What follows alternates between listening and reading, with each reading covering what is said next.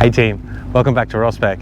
We're back at QR and it doesn't look like the best. There's puddles everywhere, but forecast is for blue skies today, so hopefully it clears because Robin doesn't really like the rain.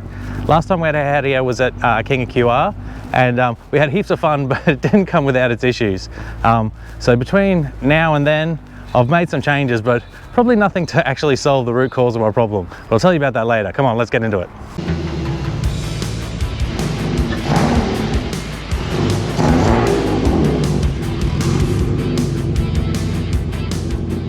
I must be doing something right. For normal time attack events like this one, they run 4 groups, A to D. I had been running in Group D all year, but after King of QR, we've been bumped up to Group C. It's great we're moving up, but now we're also running with quicker cars, and with my intermittent issues, I was worried I might get in the way. So I lined up last in the pit lane to let everyone go, especially since it was wet, and if you've been following along, you know how well that went last time.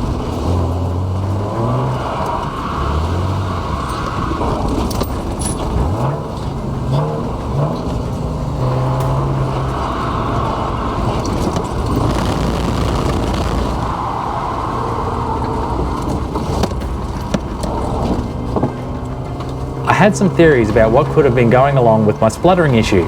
The supply to the surge tank from the lift pump is higher than the fuel tank. I thought that the fuel could be dropping back down in the tank and leaving some air in the surge tank. I took off the return hose at the shed and looking in the top, the fuel level had dropped down. So I was thinking that this could be contributing. So I ran the lift pump to see how long it took to fill the surge tank. It only took a few seconds. At King of QR I was doing this for over a minute before I started the car. So while it was a possibility, considering that it's the same problem I've always had, it's unlikely to be the cause. I also had a look under the bonnet and found that the engine to body loom plugs were flapping around underneath the intake manifold, so I skewed them up to where I assumed they would normally be beside the computer. The last thing I did was adjust the damping on the front suspension. At the King of QR, the front felt too soft. Unfortunately, the adjusters are at the bottom of the strut, so not very convenient to change at the track.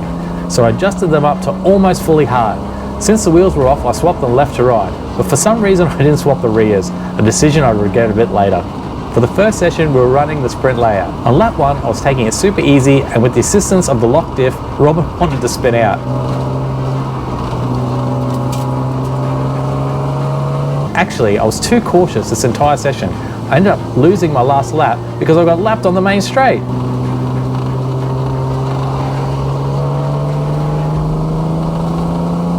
After being too careful in the first session, it was time to put my big boy pants on and have a crack. At the start of the second session, you could see a drying line, and I was circulating behind my power nemesis, the MX-5. To give myself a bit more room, I dropped back a bit. Totally because I wanted to, not because Robin was playing up.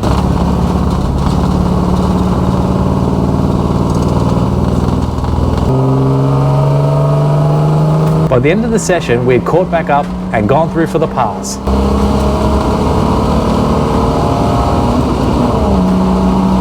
For the third session, we're starting to get a good dry line. Time Attack Paul runs a really good track day and has some good rules about passing. You're only allowed to do it on the straights, which makes you confident that no one is going to dive bomb you into a corner. However, the golf in front of me must have been having issues and pulled right out of the way. And who am I to throw away a lap when he's being so nice? The left side is a harder working corner around QR. Now when I adjusted the suspension, I flipped the tyres right to left, but didn't do the back. I started to get the first indication that this was a bad idea. The back stepped out unexpectedly and I was starting to figure out that I couldn't lean on it the way I'm used to. However, it was time to set the best lap of the morning.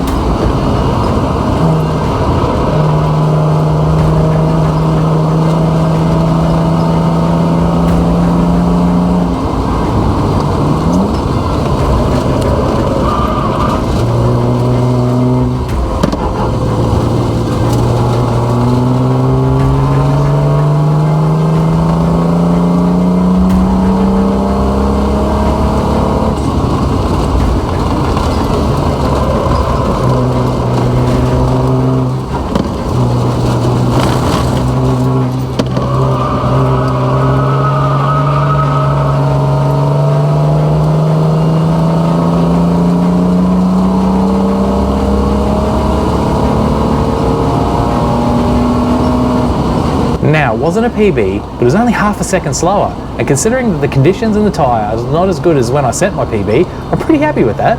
The fourth session they changed to the Clubman circuit, and this was the layout that they were using for points. During King of QR, I figured out that once I came out of turn 4, I had enough grip that I could drive through turn 5 flat out. But unfortunately, since none of the cars had really run on this section yet, I wasn't brave enough to try it out. The GTI must have still been having problems, but unfortunately I wasn't close enough to drop around this time. But he was good enough to let me through.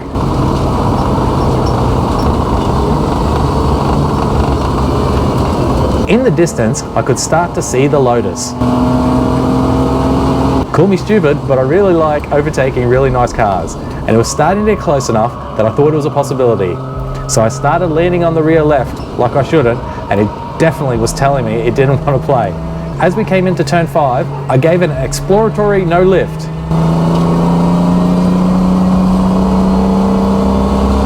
And it held! Unfortunately, it was the last lap of the session.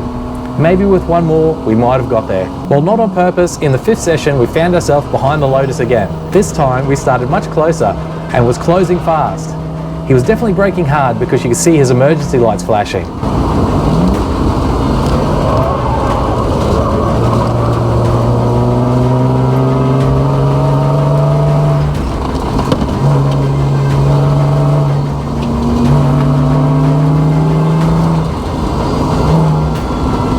However, the pressure from Robin was too much, and just like that we were through. Boom! Put a fork in me, I'm done. For the 6th and final session, we started behind a Porsche. He quickly informed me about how underpowered I was. But we started to get close to behind the SSU. I was getting excited because I could start to see what sort of pace we had against it. Unfortunately, he must have been having problems and pulled into the pits. Looking at the times later, he was about 1 second a lap quicker on both configurations, but now it's time to try and set a new PB on the Clubman.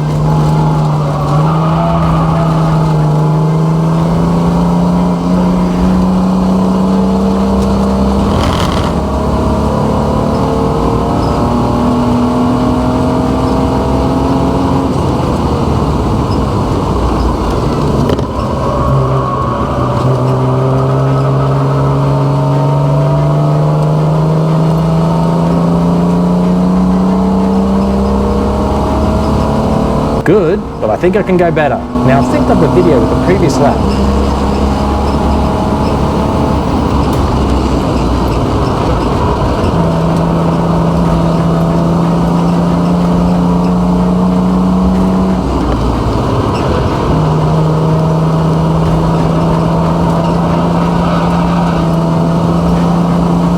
What you can see is by the exit of turn 2, I was up on the previous lap by about 3/10.